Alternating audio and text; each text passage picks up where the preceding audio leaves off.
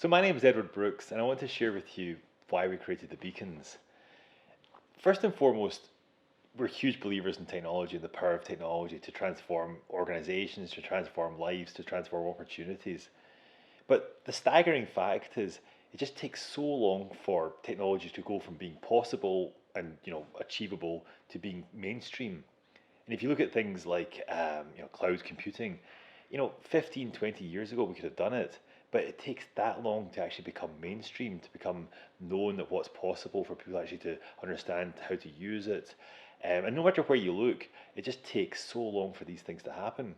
And in those 15, 20 years from going from possible to mainstream, there's just a lost opportunity, lost value.